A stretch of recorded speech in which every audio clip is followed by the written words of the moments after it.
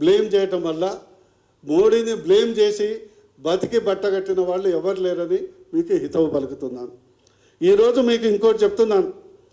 MMTS Yadadri వరకు sanction 550 కోట్లు railways కేటాయించింది. భూసేకరణకు మీకు చేతనైతే సహకరించండి. త్రిపులకు భూసేకరణ చెయ్యండి. మా కిషన్ రెడ్డి గారు కేంద్ర మంత్రి వారి సహకారంతో సైన్స్ సిటీ శాంక్షన్ చేయటం జరిగింది. చేతనైతే భూసేకరణ చేసి అప్పగించండి.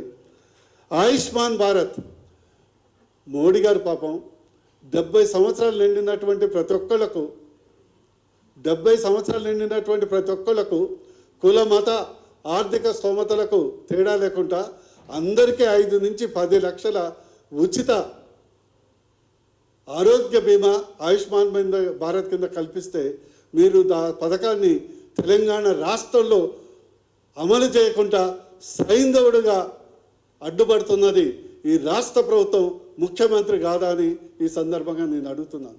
మీరు ఈ 70 సంవత్సరాలు నిండినటువంటి ఈ యొక్క వయోవృద్ధులందరూ ఉసురు మీకు తలుగుతుంది కదా అని ఈ సందర్భంగా మీకు తెలియజేస్తున్నాను.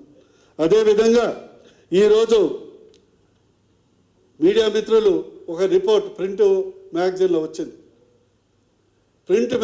వచ్చింది ఏంటంటే ఈరోజు కేంద్రం సెంట్రల్ స్పాన్సర్డ్ స్కీమ్స్ అంటూ ఉంటాయి.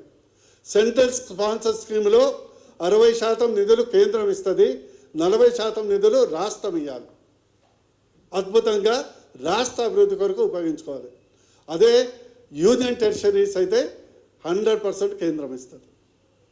ఈరోజు 1,12,000 కోట్లు రాష్ట్ర ప్రభుత్వాలు తమ వాటా ఇవ్వకపోవటం వల్ల 1,12,000 కోట్ల రూపాయలు కేంద్రం డబ్బులు ఇస్తున్న 60%, 40% రాష్ట్ర ప్రభుత్వాలు వాటి వాటా ఇవ్వకపోవటం వల్ల అందులో అగ్రస్థానంలో ఉంది తెలంగాణ. ఈ యొక్క నిధులు మొత్తం తెలంగాణ రాష్ట్ర అభివృద్ధికి అమలుకు ఉపయోగపడట్లేదు. ఉదాహరణకు ఈరోజు ప్రధానమంత్రి ఆవాస్ యోజన కింద మోడీ గారు మొన్న బడ్జెట్లో 15,000 కోట్లు పెట్టడం జరిగింది.